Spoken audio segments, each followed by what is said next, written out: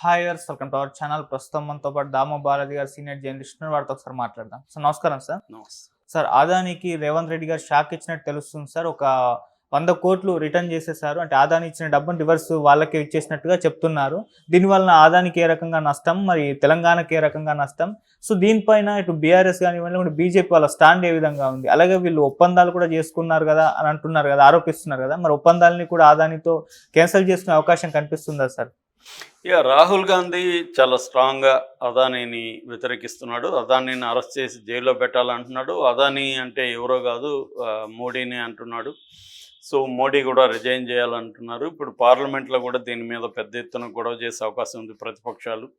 So ఎందుకంటే మనం గతంలో కూడా హిండన్బర్గ్ రిపోర్ట్ వచ్చి అదానీ కొన్ని రకాల అవినీతికి పాల్పడుతున్నాడు, రీటైల్ ఇన్వెస్టర్లను మోసం చేయడానికి విదేశాల్లో తను దొంగ షెల్ కంపెనీలు పెట్టి ఆ కంపెనీల్లో నుంచి అదాని కంపెనీల్లోకి ఇన్వెస్ట్ చేస్తున్నట్టు చూపించి రీటైల్ ఇన్వెస్టర్ని మోసం చేసి వాళ్ళ దగ్గర షేర్లు కొనిస్తున్నాడు అనేది ప్రధాన హిండన్బర్గ్ ఆరోపణ. దానికి సెబీ కూడా కోఆపరేట్ చేసిందనేది చెప్పారు. దాని మీద అప్పుడు కూడా పార్లమెంట్ సమావేశాల టైంలోనే కరెక్ట్గా అప్పుడు కూడా బయటకు వచ్చింది. దాన్ని పెద్ద ఎత్తున వ్యతిరేకించాయి. చివరికి సుప్రీంకోర్టు వరకు వెళ్ళింది. సుప్రీంకోర్టు సిబిఐ ఎంక్వైరీ అవసరం లేదు, సెబీ చాలు అని చెప్పింది. మొత్తానికి అది పక్కన పడింది. అదాని షేర్లు టెంపరీగా డౌన్ అయినాయి, మళ్ళీ అదాని షేర్లు ముందులాగానే బాగెళ్తున్నాయి. అయితే ఇప్పుడు మళ్ళీ కరెక్ట్గా పార్లమెంట్ సెషన్లు స్టార్ట్ అవ్వడానికి ముందు అమెరికాలో ముఖ్యంగా 2 ఏజెన్సీలు, జస్టిస్ డిపార్ట్మెంటు, తర్వాత US securities and exchange commission, ఈ 2 కలిపి గత 2 ఏళ్లుగా అదానీకి సంబంధించి కంపెనీ గ్రీన్ ఎనర్జీ మీద, తర్వాత ఇంకొక sister concern Azure power global limited, ఈ 2 కంపెనీలకు సంబంధించి వాళ్ళు, ఎందుకంటే ఈ Azure global India Azure power global limited అనే కంపెనీ అమెరికాలో లిస్ట్ అయింది. అమెరికన్ సెక్యూరిటీ దీంట్లో స్టాక్ ఎక్స్చేంజ్లో, న్యూయార్క్ స్టాక్ ఎక్స్చేంజ్లో లిస్ట్ అయింది. లిస్ట్ అయిన అమెరికన్ కంపెనీస్ విదేశాల్లో ఫ్రాడ్కి కానీ లేకపోతే బ్రైబరీకి కానీ పాల్గొంటే అది నేరమని అమెరికాలో ఉండే ఫారిన్ కరప్ట్ ప్రాక్టీసెస్ యాక్ట్ అనేది చెప్తుందన్నమాట. ఈ ఫారిన్ కరప్ట్ ప్రాక్టీసెస్ యాక్ట్ కింద అజూర్ కంపెనీ నేరం చేసినట్టుగా వాళ్ళు గుర్తించారు. అట్లాగే అజూర్తో టైఅప్ అయిన అదాని కంపెనీ ఇది కూడా నేరం చేసినట్టు గుర్తించారు. ఈ నేరం ఏంటి అంటే, అదాని అండ్ అజూర్ కంపెనీ ఈ 2 కలిపి సోలార్ ఎనర్జీని ఉత్పత్తి చేయాలని నిర్ణయించుకున్నారు. Adani green energies limited, Azure power global limited, ఈ 2 కూడా పవర్ సెక్టర్లో పనిచేస్తాయి. ఈ 2 ఇండియాలో 12 గిగావాట్ల సౌర విద్యుత్తును, సోలార్ ఎనర్జీని ఉత్పత్తి చేద్దాం అనుకున్నాయి. అయితే ఇండియాలో ఉండే రూల్ ఏంటి, ఇక్కడ సోలార్ ఎనర్జీ కార్పొరేషన్, సెకీ అంటారు, ఈ సెకీ అనేది ఒక మీడియేటర్ లాగా పనిచేస్తుంది. ఎవరైనా ప్రైవేట్ ఉత్పత్తిదారులు సోలార్ ఎనర్జీని ఉత్పత్తి చేస్తే తాము కొంటారు, తాము దాన్ని మళ్ళీ రాష్ట్రాలకు అమ్ముతారు.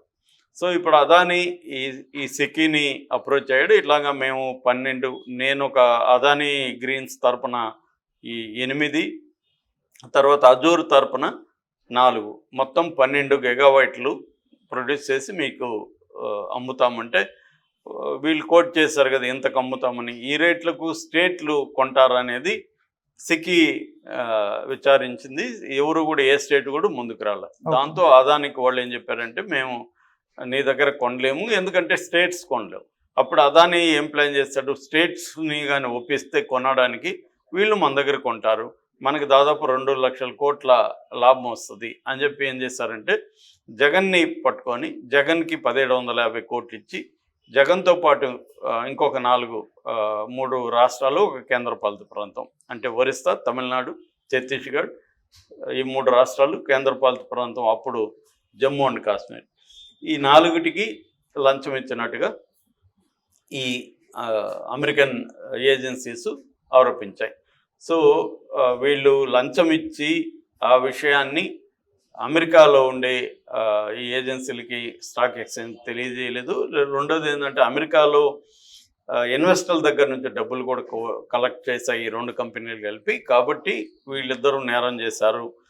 ముఖ్యంగా బ్రైబరీ ఒకటి, సెక్యూరిటీ ఫ్రాడ్ ఒకటి, వైర్ ఫ్రాడ్ ఒకటి, అబ్స్ట్రక్షన్ ఆఫ్ జస్టిస్ ముందుకు పోనీయకుండా అడ్డుకోవడం ఒకటి. అంటే వాళ్ళ ఇన్వెస్టిగేషన్కి వీళ్ళు సహకరించలేదు. ఇటువంటి మొత్తంగా 5 కేసులు అనేవి వాళ్ళ మీద పెట్టారు.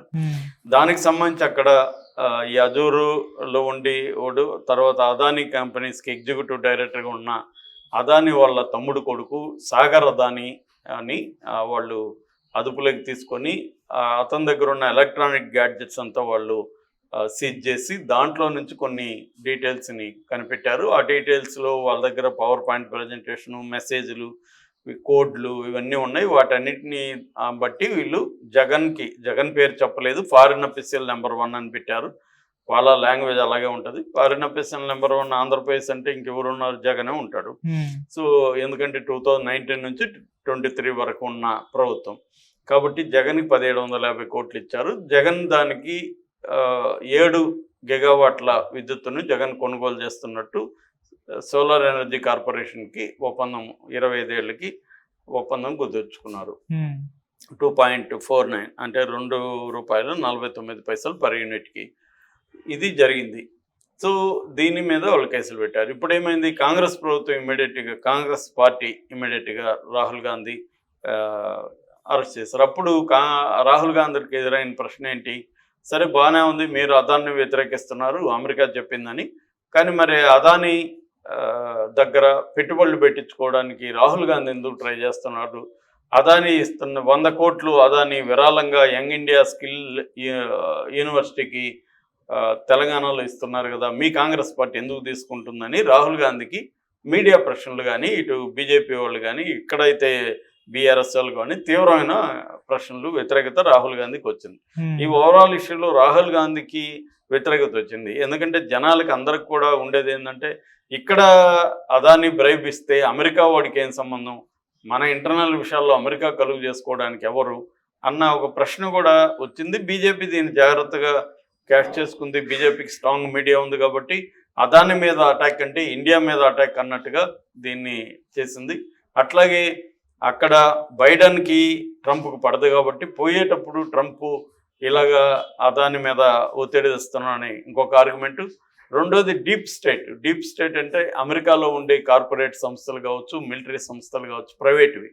ఈ ప్రైవేటు వాళ్ళందరూ కలిసి ఒక డీప్ స్టేట్ లాగా ఫామ్ అయ్యి వాళ్ళు అదాని ప్రపంచవ్యాప్తంగా అనేక దేశాల్లో విస్తరిస్తున్నాడు. ఇటు ఫ్రాన్స్లో, ఇటు కాంగోలో, ఇటు కెన్యాలో, తర్వాత శ్రీలంకలో, బంగ్లాదేశ్లో ఇలాగ అనేక దేశాల్లో తన వ్యాపారాలని, పోర్టుల్ని, పవర్ని సెక్టర్స్లో విస్తరిస్తున్నాడు. కాబట్టి అతన్ని దెబ్బకొట్టకపోతే మన ఇంట్రెస్ట్లు ఇబ్బంది అవుతాయనేది అమెరికాలో ఉండే కార్పొరేట్ సంస్థలు ఇవి కలిసి కుట్ర చేసి ప్లాన్ చేసాయి అనేది బీజేపీ అండ్ మీడియా ఆర్గ్యుమెంట్.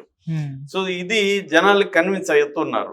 ఎందుకంటే ఇప్పుడు గ్లోబల్ జియో పాలిటిక్స్లు ఇవన్నీ మామూలు కాబట్టి అది కూడా వాస్తవమే కదా. ఇక్కడ అదాని జగన్కి బ్రైబ్ ఇస్తే అమెరికా వాడికి ఏం సంబంధం అన్న ఆర్గ్యుమెంట్కి అయితే బలం వచ్చింది. ఈ కాంటెక్స్ట్లో రాహుల్ గాంధీకి అంత బలం రాలేదు, సపోర్ట్ రాలేదు, పైగా విమర్శలు వచ్చాయి.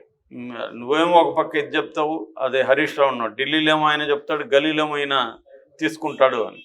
సో అందుకని ఇప్పుడు రేవంత్ రెడ్డి ఏం చేయాల్సి వచ్చింది, ఆ 100 కోట్ల విరాళం ఈ యంగ్ ఇండియా స్కిల్ యూనివర్సిటీకి ఇచ్చిన 100 కోట్లని నేను రిటర్న్ తీసుకోమని వాళ్ళకి రాశానని చెప్పి అది చూపించాడు. హరీష్ రావు ఏమంటున్నాడు, ఓకే మంచిది ఫైన్, నువ్వు రిటర్న్ ఇచ్చావు, కానీ నువ్వు దావోస్లో ఉన్నప్పుడు అదానితో నువ్వు ఫోటో దిగావు. ఆ ఫోటో దిగినప్పుడు మీ వాళ్ళే రాశారు 12,400 కోట్లు ఒప్పందాలు జరిగినట్టు ఇక్కడ పెట్టుబడులకి సంబంధించి మీరే అనౌన్స్ చేశారు, మరి దాన్ని రద్దు చేస్తారా మీరని ఇతన్ని అడుగుతున్నారు. ఈ విషయంలో బీజేపీ మాత్రం మాట్లాడట్లా. బీజేపీకి ఏంటంటే అదేదంటే కరవమంటే పాము కోపం, కరవమంటే కప్ప కోపం, విడవమంటే పాము కోపం అన్నట్టుగా బీజేపీ ఏం చేస్తుంది, ఇప్పుడు ఇక్కడ రేవంత్ రెడ్డిని సపోర్ట్ చేసి చేస్తేమో అదానిని వ్యతిరేకించినట్టు, రేవంత్ రెడ్డిని వ్యతిరేకిస్తేమో బీఆర్ఎస్ తో కుమ్మక్కైనట్టు. అందుకని ప్రజెంట్ అయితే సైలెంట్గా ఉంది. యాక్చువల్గా బీజేపీ అదానీని సపోర్ట్ చేస్తుంది దేశవ్యాప్తంగా. ఇప్పుడు ఈ రేవంత్ రెడ్డి దగ్గర ఆర్గ్యుమెంట్ ఏం లేదు. 12,400 కోట్లు మరి ఎందుకు ఒప్పందాలు చేసుకున్నా, ఎందుకు చేసుకోకూడదు అని గట్టిగా మాట్లాడలేడు రేవంత్ రెడ్డి. ఎందుకంటే అవతల రాహుల్ గాంధీ అదాని ఒక దొంగలాగా మాట్లాడుతున్నాడు. సో అందువల్ల వీళ్ళకి ఇబ్బంది. దీనివల్ల స్టేట్కి నష్టం అంటే ఖచ్చితంగా అదాని పెట్టుబడులు లేనప్పుడు ఆ మేరకు వీళ్ళకి వేరే వాళ్ళకి తీసుకురాగలగాలి. తీసుకొస్తే నష్టమేం లేదు. ఎందుకంటే ఒక రాష్ట్రంలో వాళ్ళకి కుదరినప్పుడు వేరే రాష్ట్రానికి ఈ కంపెనీలు వెళ్ళిపోవడం అనేది సాధారణమే. ఎందుకంటే వేరే రాష్ట్రం వాళ్ళు అన్ని చూస్తారు. కాకపోతే ఏంటంటే Hyderabad strategically very important place. ఇక్కడ పెట్టుబడులు పెట్టాలని ప్రతి ఒక్కరు అనుకుంటారు. ఆ రకంగా ఎవరున్నా పెట్టుబడులు లాంగ్ టర్మ్లో పెద్దగా దెబ్బ తినవు. కానీ కాకపోతే రేవంత్ రెడ్డి ప్రభుత్వంలో ఇప్పుడు కంపేర్ చేస్తారు, కేటీఆర్ ఎన్ని తెచ్చాడు, రేవంత్ రెడ్డి ఎన్ని తెచ్చాడు అని. కంపారిజన్లో రేవంత్ రెడ్డి కొద్దిగా ఇబ్బంది. రేవంత్ రెడ్డి ఏంటంటే అగ్రెసివ్గా వెళ్ళి తాను కూడా పెట్టుబడులను పెద్ద ఎత్తున తీసుకొస్తున్నాను అని నిరూపించుకోవాల్సిన బాధ్యత రేవంత్ రెడ్డి మీద ఉంది. కానీ వాళ్ళ పార్టీ నేషనల్ పాలసీకి స్టేట్ పాలసీకి మధ్య కాంట్రాడిక్ట్ ఉంది. అయితే అదానికి మాత్రం ఖచ్చితంగా ఇది నష్టమే. ఎందుకంటే ఆల్రెడీ కెన్యా 2 ఒప్పందాలని రద్దు చేసుకున్నది. ఒకటి ఎయిర్పోర్ట్ నిర్మాణం, రెండోది పవర్ ఒప్పందాలు. ఈ రెండింటినీ కెన్యా రద్దు చేసుకుంది. మరో కెన్యాకు సంబంధించిన విలియం రూటో కూడా అనౌన్స్ చేశాడు, మేము రద్దు చేసుకుంటున్నామని. మరోవైపు నిన్ననే ఫ్రెంచ్ కంపెనీ టోటల్ ఎనర్జీస్ అనే కంపెనీ ఆల్రెడీ అదానీ గ్రీన్స్లో వాళ్ళు 19.75 వాటా షేర్లు వాళ్ళకు ఉన్నాయి. అట్లాగే టోటల్ గ్యాస్కి సంబంధించి అదానీ టోటల్ గ్యాస్కి సంబంధించి 37.4% వాటాలు ఉన్నాయి. ఆ వాటాలను వెనక్కి తీసుకోలేదు, కానీ పాజ్ అంటారు, కొత్త పెట్టుబడులు పెట్టడానికి వాళ్ళు ఆపేశారు. ఎందుకంటే ఇది తేలితే కానీ, వాళ్ళు నిర్దోషిగా తేలితే కానీ మేము చేయమని. కాబట్టి ఆ రకంగా అదానికి దెబ్బ ఇది. షేర్ మార్కెట్లో కూడా అదానికి దాదాపు 2.6 లక్షల కోట్లు పడిపోయినాయి. 20% పైన అనేక అదాని కంపెనీలు పడిపోయినాయి. బట్ అవి